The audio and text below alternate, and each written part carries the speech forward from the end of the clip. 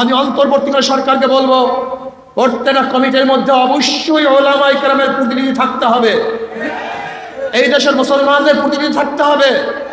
যদি আপনি না রাখেন তাহলে আপনি বৈষম্য করতেছেন, যেটা আমাদের কাম্য নয়। আমরা চাই না অন্তর্বর্তীকালীন সরকার কারোর সাথে বৈষম্য করবে। আমরা চাই এদেশের মানুষকে রক্ষা করতে, আমরা চাই এই ভূখণ্ডকে হেফাজত করতে। আমি অন্তর্বর্তীকালীন সরকারকে বলবো, আজকে এই দেশ নিয়ে ষড়যন্ত্র চলতেছে। আপনি দেখুন পার্বত্য অঞ্চলের অবস্থা কি। পার্বত্য অঞ্চলের কিছু বিচ্ছিন্নবাদীরা স্বাধীনতা ঘোষণা করতে চায়। আমি সরকারকে বলবো, কঠোর হস্তে তাদেরকে দমন করুন, কঠোর হস্তে নিয়ন্ত্রণ করুন।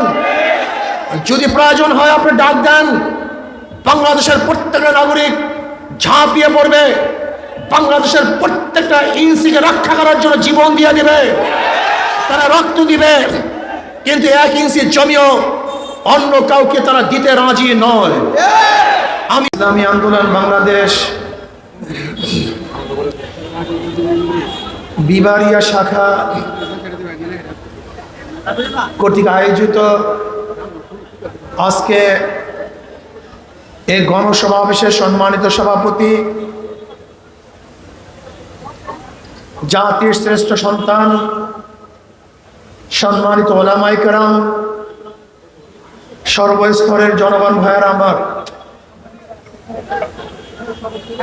আমরা যেখানে দাঁড়িয়ে আছি এই ভূখণ্ড 4 বার স্বাধীন হয়েছে। প্রথম আমরা স্বাধীন হয়েছিলাম ব্রিটিশ থেকে। ব্রিটিশদের বিরুদ্ধে আন্দোলনের সূচনা করেছিল মুসলমানরাই। আপনারা জানেন 1803 ঈসাই সালে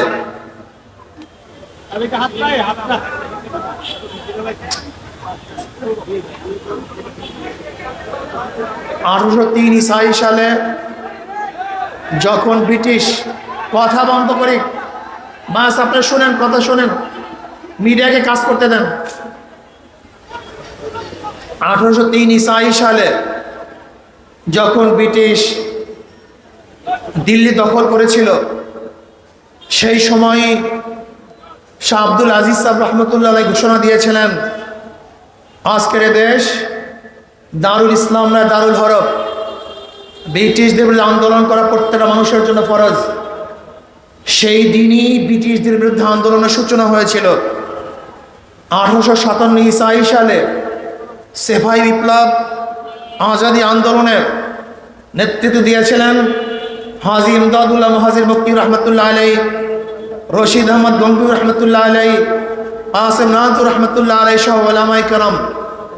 সেই আন্দোলনের ভিত্তিতে আমরা স্বাধীন হয়েছিলাম। আমরা ব্রিটিশ মুক্ত এক দেশ গড়েছিলাম, ভেবেছিলাম মানুষ এখন শান্তি পাবে, মুক্তি পাবে। কিন্তু আমরা কি দেখলাম? ভারতের সংখ্যাগরিষ্ঠ হিন্দুরা মুসলমানদের মর্যাদা এবং তাদের স্বার্থ রক্ষা করতে না পারার কারণে মুসলমানরা ভেবেছিল মুসলমানদের জন্য আলাদা এক ভূখণ্ডের প্রয়োজন, রাষ্ট্রের প্রয়োজন।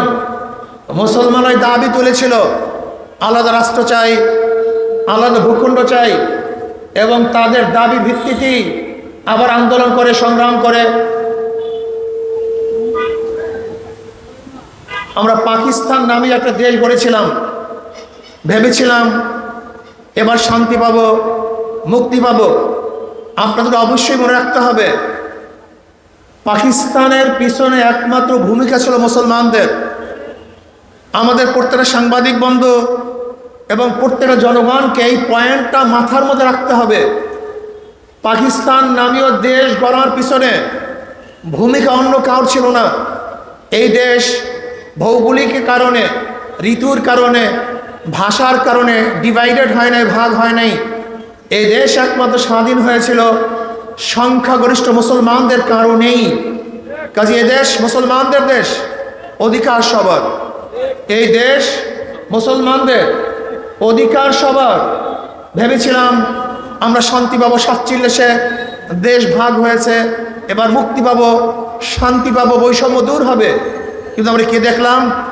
পাকিস্তানের দুইটা অংশ, পশ্চিম পাকিস্তান, পূর্ব পাকিস্তান, কিন্তু পশ্চিমারা আমাদের সাথে বৈষম্য করতেছে, আমাদের অধিকার দেয় না, বাকশতের অধিকার নাই, ক্ষমতার অধিকার নাই, অন্ন বস্ত্রের অধিকার নাই। আমরা আবার পশ্চিমাদের বিরুদ্ধে আন্দোলন করলাম, সংগ্রাম করলাম, তৃতীয়বার বাংলাদেশ নামে একটা স্বাধীন রাষ্ট্র করলাম। ভেবেছিলাম এবার মানুষ শান্তি পাবে, মুক্তি পাবে, মানুষের অধিকার বাস্তবায়ন হবে, সাম্য, মানবিক মর্যাদা, সামাজিক ন্যায় বিচার প্রতিষ্ঠা হবে। বহু আশা নিয়ে, বুক ভরা আশা নিয়ে মানুষ জীবন দিয়েছে, রক্ত দিয়েছে, আহত হয়েছে, নিহত হয়েছে মানুষ শান্তি পাওয়ার জন্য। কিন্তু আমরা কি দেখলাম?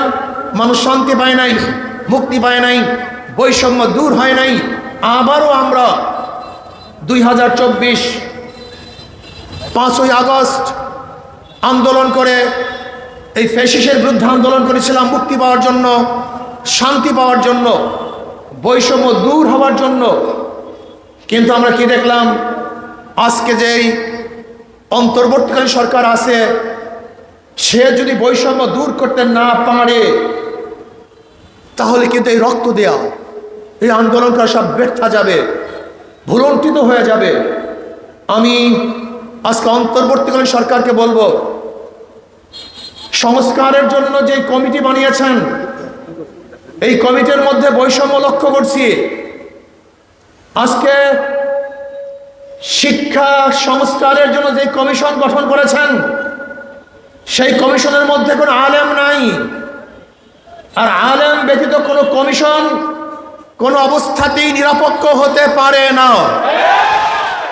এদেশের ওলামায়ে কেরাম এদেশের মাটি ও মানুষের প্রতিনিধিত্ব করেন। এদেশের ওলামায়ে কেরামের কানাডায় বেগম পাড়া কোনো ঘর নাই, বাড়ি নাই। এদেশের ওলামায়ে কেরামের আমেরিকায় কোনো বাড়ি নাই, ঘর নাই। এই দেশের ওলামায়ে কেরামের বিদেশে কোনো ব্যবসা প্রতিষ্ঠান নাই। কাজী নারী এবং এই মাটির সাথে সম্পর্ক হলো ওলামায়ে কেরাম।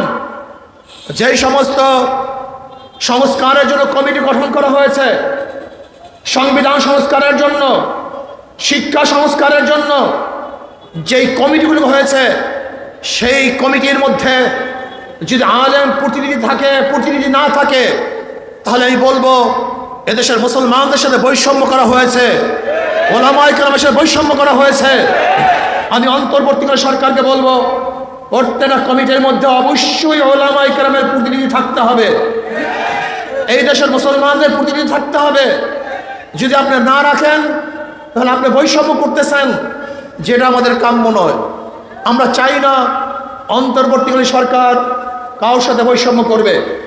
আমরা চাই এদেশের মানুষকে রক্ষা করতে, আমরা চাই এই ভূখণ্ডকে হেফাজত করতে। আমি অন্তর্বর্তীকালীন সরকারকে বলবো, আজকে এই দেশ নিয়ে ষড়যন্ত্র চলতেছে। আপনি দেখুন পার্বত্য অঞ্চলের অবস্থা কি। পার্বত্য অঞ্চলের কিছু বিচ্ছিন্নবাদীরা স্বাধীনতা ঘোষণা করতে চায়। আমি সরকারকে বলবো, কঠোর হস্তে তাদেরকে দমন করুন, কঠোর হস্তে নিয়ন্ত্রণ করুন।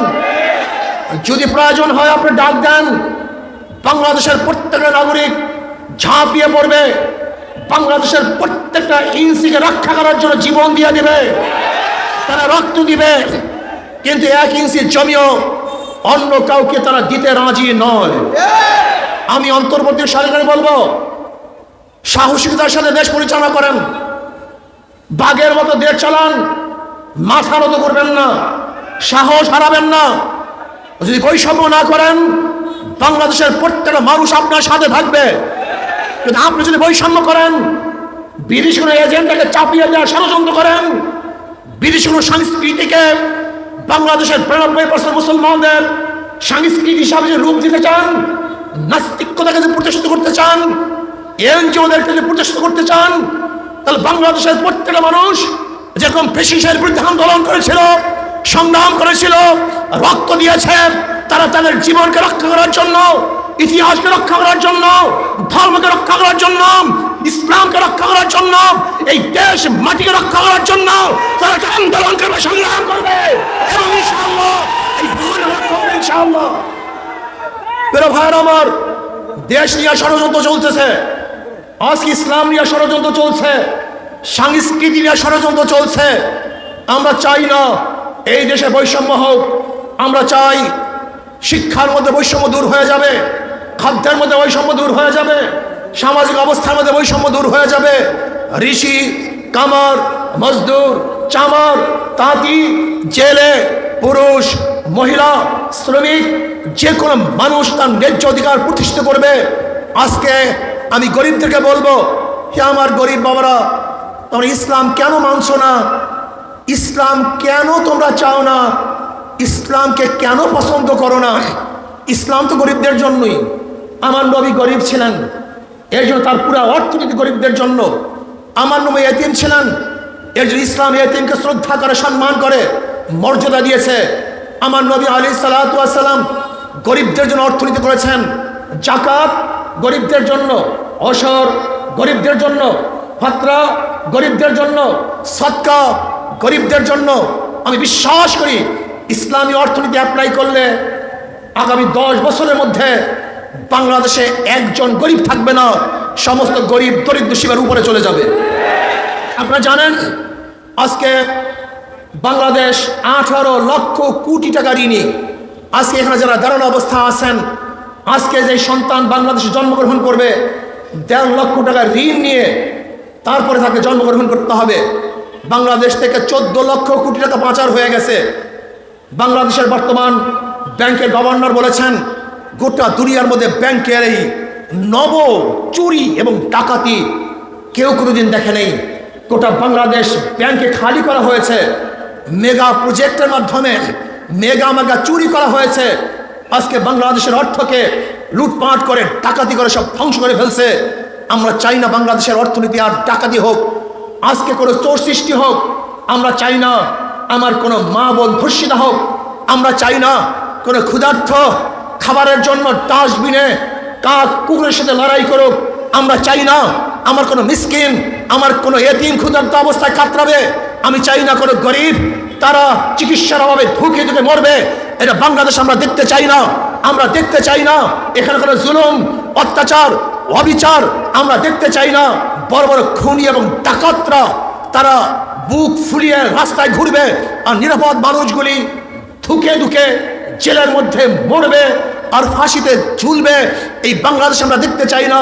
আমরা দেখতে চাই এমন এক বাংলাদেশ যেখানে সমস্ত মানুষ মুক্ত থাকবে, প্রত্যেকটা জনগণের অধিকার প্রতিষ্ঠিত হবে, সাম্য, মানবিক মর্যাদা এবং সামাজিক ন্যায় বিচার প্রতিষ্ঠিত হবে। এরকম এক বাংলাদেশ আমরা দেখতে চাই। আজকে আমাদের মুসলমান সন্তান ইসলাম সম্পর্কে জানে না।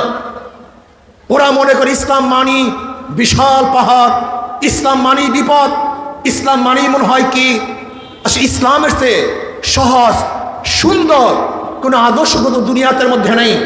আমাকে অনেকেই বলে, হুজুর আমরা তো একটু নেশা টেশা করি, ইসলাম আসলে আমাদের অবস্থাটা কি হবে?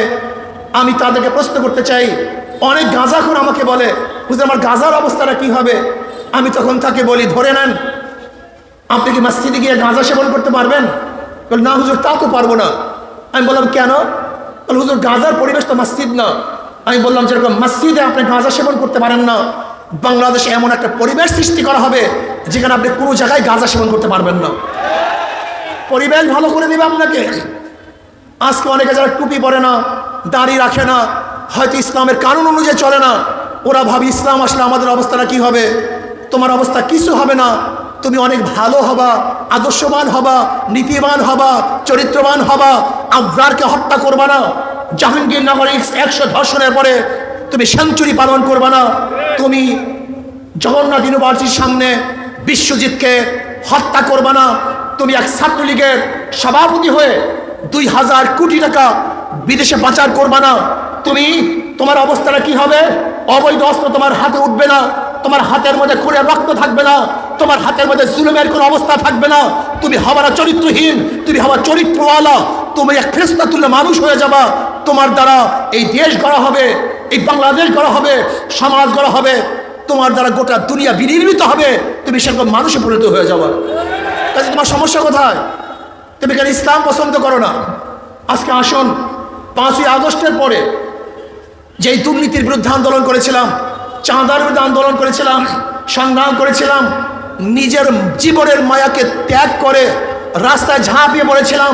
যদি আজকেও সেই চাঁদাবাজি হয়, দুর্নীতি হয়, ডাকাতি হয়, জুলুম হয়, অত্যাচার হয়, অবিচার হয়, আজকেও যদি তোফাজ্জলকে ইউনিভার্সিটির মধ্যে অবৈধভাবে হত্যা করা হয়, আজকেও যদি আমার মাকে ধর্ষণ করা হয়, তাহলে আন্দোলন সাকসেস হয় নাই, ব্যর্থ হয়েছে। আমরা চাই না বাংলাদেশের মাস্তানদের কোনো চাঁদাবাজকে দেখতে, আমরা চাই না কোনো গুন্ডাকে দেখতে, আমরা চাই না বাংলাদেশের মাস্তানদের কোনো দুর্নীতিবাজকে দেখতে। আমরা চাই বাংলাদেশে এমন শাসক হবে যে গরিবের বন্ধু হবে, মিসকিনদের আপন হবে, শ্রমিকদের অধিকার ফিরিয়ে দিবে, যেখানে অর্থনীতির ভারসাম্যতা রক্ষা করবে, প্রত্যেকটা ক্ষুধার্ত মানুষকে খুঁজে খুঁজে ক্ষুধা নিবারণ করবে, বস্ত্রহীনকে রাস্তায় গিয়ে গিয়ে বস্ত্র পরিধান করার চেষ্টা করবে। আমরা চাই এরকম বাংলাদেশ, যে বাংলাদেশের বুকের মধ্যে খোলা আকাশের নিচে আমার কোনো ছেলেরা ঘুমাবে না, কোনো মেয়েরা থাকবে না। বাংলাদেশের প্রত্যেক নাগরিক তারা ছাদের নিচে ঘুমাবে, তারা সুন্দর বস্ত্র পরিধান করবে, তারা খাবে, দুমুঠো খেয়ে তারা আল্লাহ শুকরিয়া আদায় করবে, তারা শিক্ষিত হয়ে যাবে, আদর্শবান হয়ে যাবে, নীতিবান হয়ে যাবে, চরিত্রবান হয়ে যাবে, সবাই দরিদ্র সীমার উপরে চলে যাবে। এরকম একটা বাংলাদেশ আমরা দেখতে চাই। আমরা চাই না যেখানে টেলিফোনে কারোর চাকরি হবে, আমরা দেখতে চাই যেখানে যোগ্যতার ভিত্তিতে চাকরি হবে। আমরা দেখতে চাই ব্যবসায়ীরা ব্যবসা করবে, কেউ তাদের কাছে চাঁদা চেতে পারবে না, বরং ব্যবসায়ীরা বুক উঁচা করে ব্যবসা করবে। আমরা চাই না আজকে কোনো ভাই বিল্ডিং উঠাবে নিজের জমিতে, সেখানে গিয়ে চাঁদা দাবি করবে। এরকম বাংলাদেশ দেখতে চাই না।